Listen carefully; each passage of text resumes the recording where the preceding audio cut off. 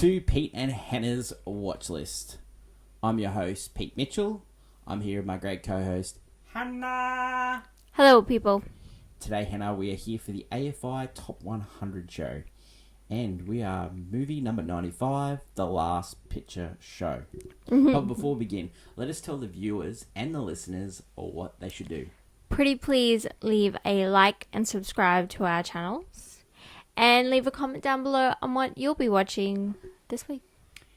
Hit the notification button and you'll get great content like this one. If you're listening to Apple, subscribe, give us a rating. And if you're listening on Spotify, give us a like. And yeah, tell us how we're going with these AFI Top 100 podcasts. Okay, so movie number 95, The Last Picture Show, goes for an hour and 58 minutes. We watched it on Apple TV. We never had a copy of this one before. We just rented it. Not streaming anywhere. It was released October 22nd, 1971. Yes. The elevator pitch. We follow the lives of people who live in a small town in Texas in the 1950s. Yeah. Have you seen this one beforehand? No. Same. I think I saw bits and pieces of it. It used to be on the cable television thing, Foxtel. I watched maybe 15, 20 minutes of it. Just didn't hold my gaze. It also is, sometimes it's been in like other shows and movies. They will play it. Like if they've gone to a movie theater, this one's the one that's playing. The maker's studio was Columbia Pictures. Oh, okay, yeah. So Columbia is now owned by Sony, but Columbia was always going broke, not going broke. You know, it's one of those studios. In the 70s, it was going broke. It only survived because they set up a deal with Warner Brothers Studio where they'd share a lot. And yes. Yeah, so it saves a bit of money. But they were like, at the time, they were being risky with the movie choices, and this was one of their choices that they chose. You gotta be risky. It's business. So The Last Picture Show, movie number 95, the AFI Top 100, wasn't on the original list. It's a new entry. Oh, okay, yeah. Okay.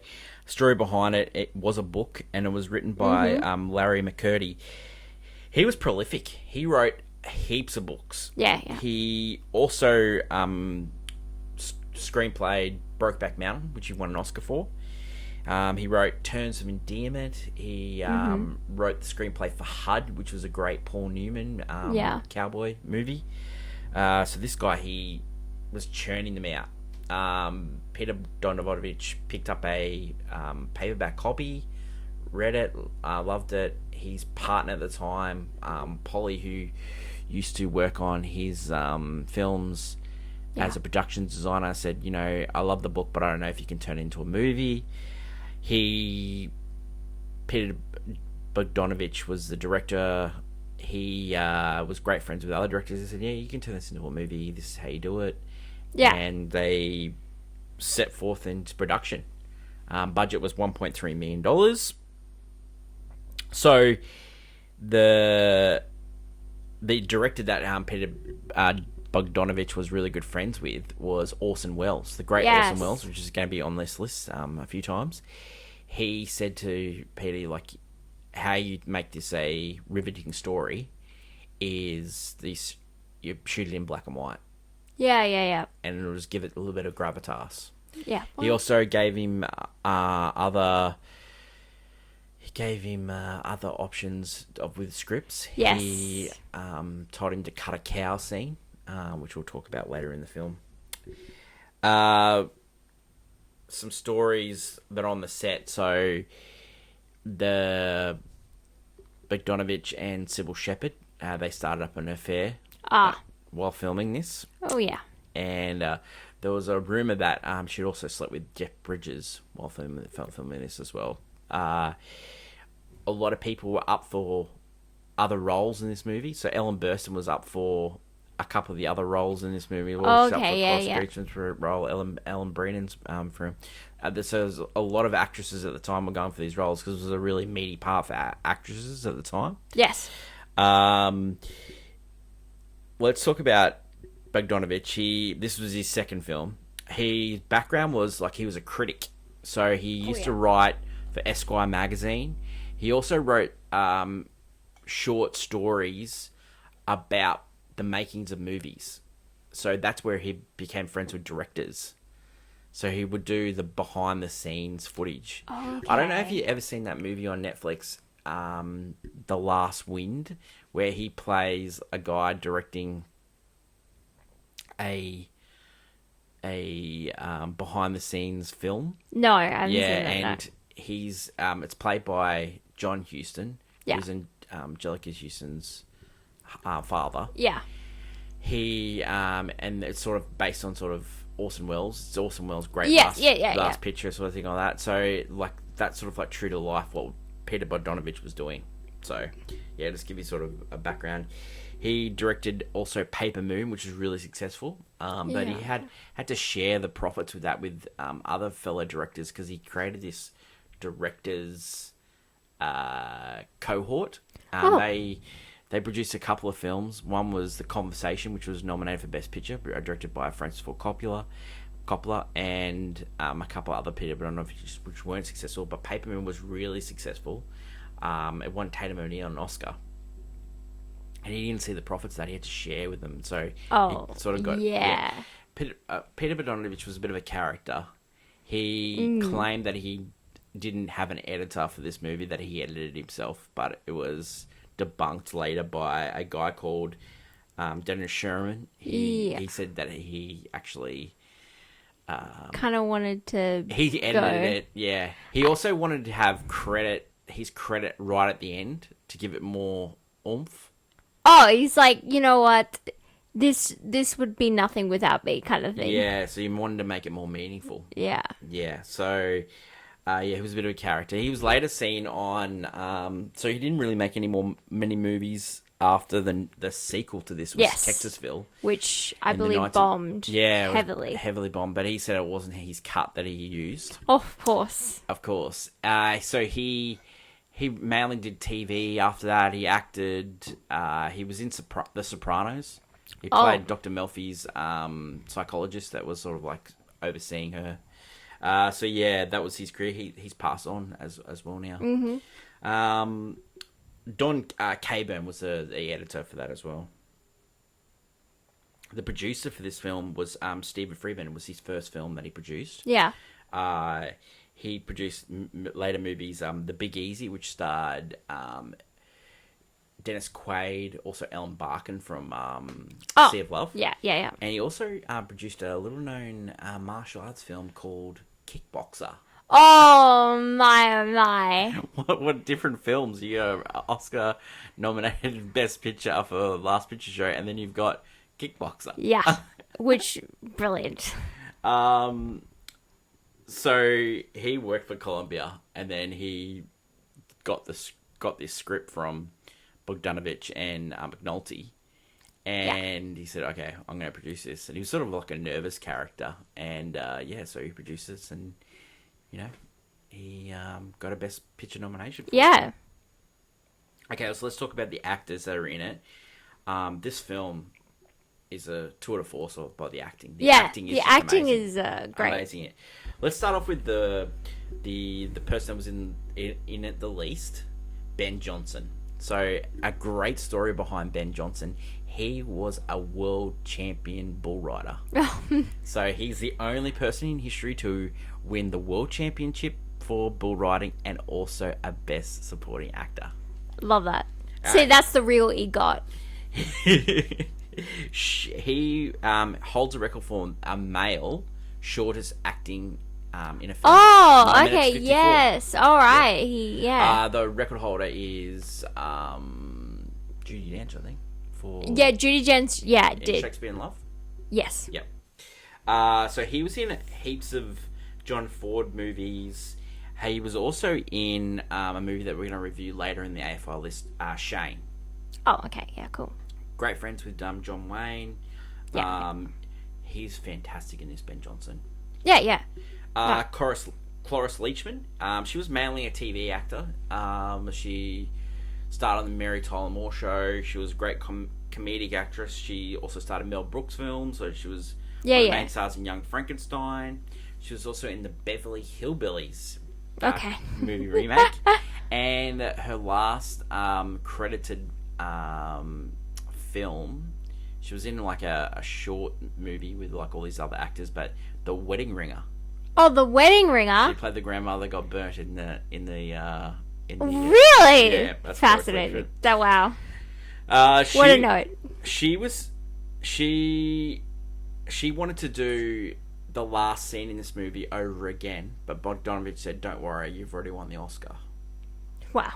I don't know if some of these quotes from Bogdanovich are true, but he was a character. Yeah.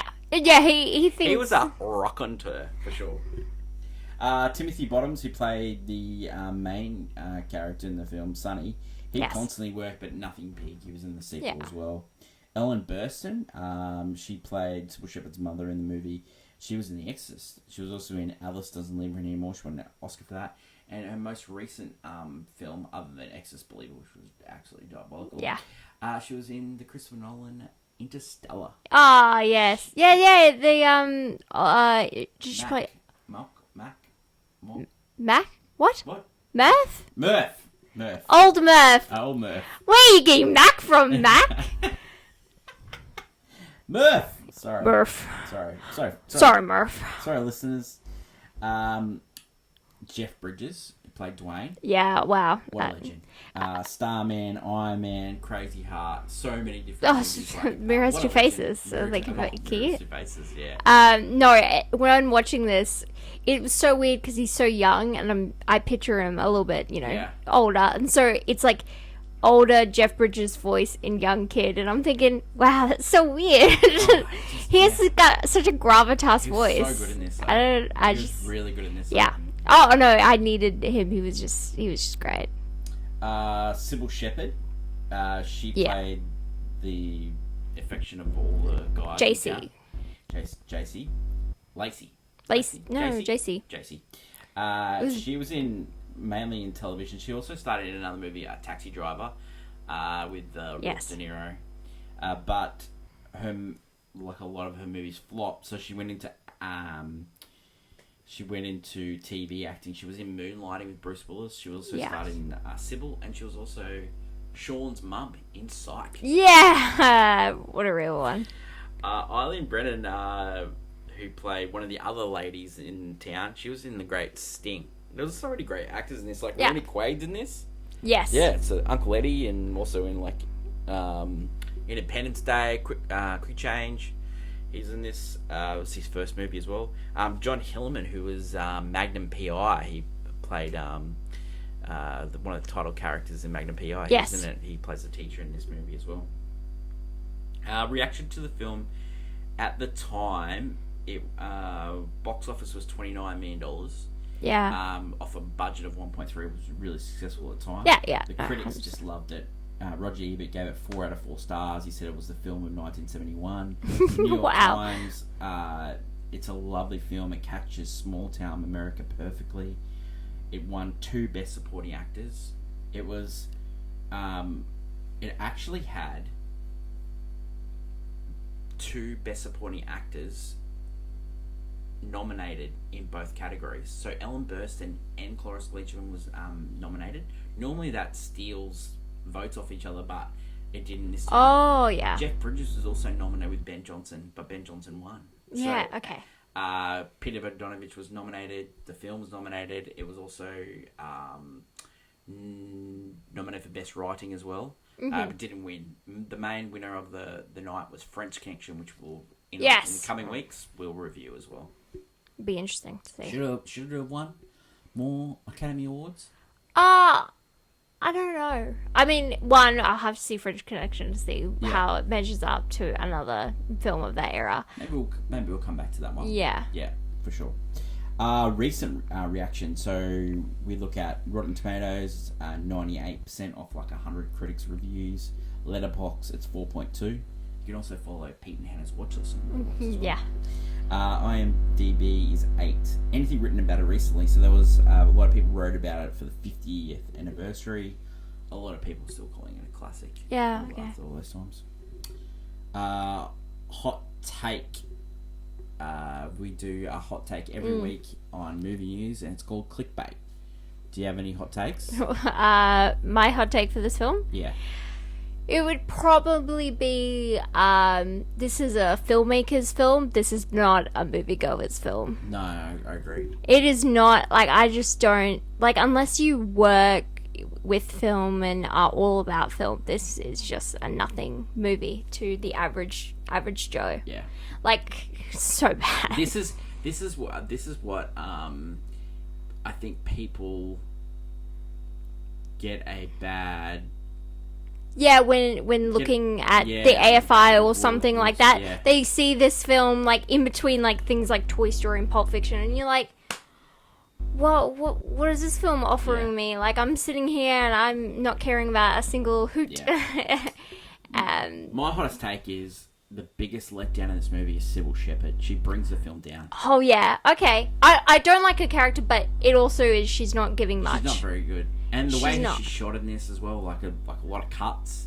You can tell like it was cut because I think they were trying to cut around nudity and all that. Like we watched the director's cut, but the original there was a lot of scenes where she wasn't nude in it, and then she said put the scenes back in, and that's why the director's cut. Yeah, because the film apparently must have gotten banned a few times here and there. Yeah. But yeah, no, she was not strong enough to be like she's basically the lead female role, 100%. and she's struggling against like Jeff Bridges and that. So well, the other actresses just. Yeah. The Fleetman's amazing. This Ellen Burstyn's amazing. Ellen Brennan's made it. Ben Johnson, amazing. In this movie. Let's get on to our review. So, reasons to see. Reasons to see. It is a coming of age, like small town America story. Yeah. Which we're not Americans by trade. We're Australians, so we don't know what small town America is like. But it's. The movie's about a small town dying. Yeah, like a desolate. Yeah. It's like where tumbleweeds go to die, kind of thing. Ben Johnson's character was sort of like holding the town together. He owned the pool hall. He owned the cafe. Oh yeah, and he owned the last picture show. He just wanted like people would go into town just to see him. Yeah. So it was that kind of thing, and Ellen Burstyn's character had a rumoured affair with him, and then you find out later that she did. And the kids, so the film focuses on the teens, so you get to see like what other teens even. All these teens are like, everyone keeps telling them they're not good. They suck at football. They suck at basketball. Yeah. There was several. All the old people saying, "Have you learned how to in tackle?" my town. Yeah, 100%. And then they reach their peak of their lives and they're going nowhere. Yeah, and then a year after they've left high school, the town is just like, oh, it's been so much, things have changed. It's like it's been a year. It's like no, they not just even a year, they didn't matter, and nothing in this town matters. Do you reasons? I would say reasons to see is the music.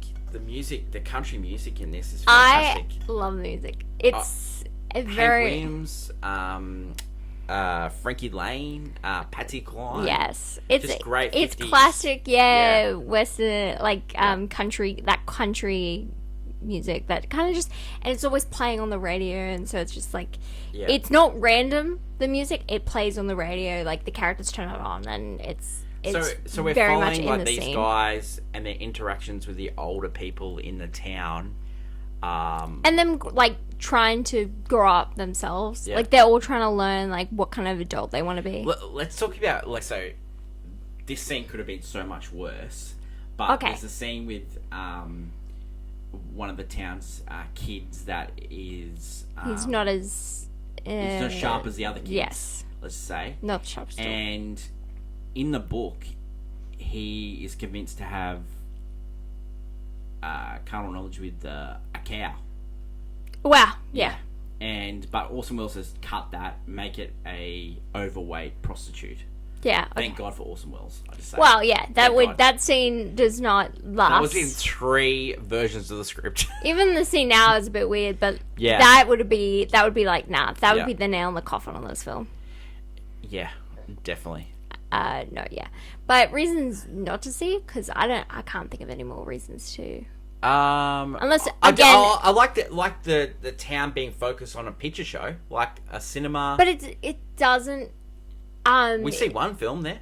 Oh, we see two. We see two. Yeah. Well, Father of the Bride. They talk That's about a great movie. the Iwo Jima, the sense of going there, but it doesn't. Yeah. We don't focus much on, like, the last picture show is just a focal point from the start and the ending of the film. Yeah, much, I think much less than a I focal think it's point just of the movie. A metaphor for the town dying because that's the last picture show. Yeah, you know? This is the last the town's gonna, like, the last hurrah with these characters. Like, are they trying to say, like, this is America dying because the small town film dying because television's been invented? Well, a little bit. I would say small town America, the ideals of it or something. Yeah, they were talking about highways in it and stuff like that as well. Yeah, it's just like, things are changing and people aren't changing with it, kind of thing. Reasons not to see, awkward coming of age story. Like, I think these coming of age stories. But in a bad way? There's like awkward, funny coming of age movies. But this is awkward in a bad way. There's like so many more that have done better, I think. It's flawed because, again, it's a product, like, it's trying to be like 50, it's like 70s. It's trying to be like 50s. So everything's a little bit back, back in time, but really none of it dates well. And also with coming of age stories, I feel like you have to relate to whatever the characters are going through, and I just don't think these characters at all relate to, Well, I think you've seen coming of age stories with like war involved. You've seen coming of age stories with like more high school involved. Yeah, like there's like I just like the John Hughes stories a lot better than this one as well. Well, they're like, I know, more palate cleansing. Yeah, this one's not, but you could have more. You can have more dramatic ones, but like even though it's a little bit on the lighter side, Lady Bird is also a coming of age story, but it's a mother-daughter dynamic. Probably the reason to see it would be the acting in this. Like Cloris Leachman, that scene at the end where she's talking to Sonny is just fantastic. She is amazing in that. This film is about acting. It's about loss and forgiving and you can tell that Donovich didn't care much about shots or anything like that because it's like really weird cuts. I don't think he didn't know how to do it. No, because he was like, "Can I turn if you're struggling to figure out how I can turn this into this, like you are struggling." I don't think he knew exactly. He wanted to tell the story. I don't think he knew how to tell a story through a movie lens, I guess. Well, like, he got criticised from the crew because he said the crew didn't like him because he was just spending time with the actors.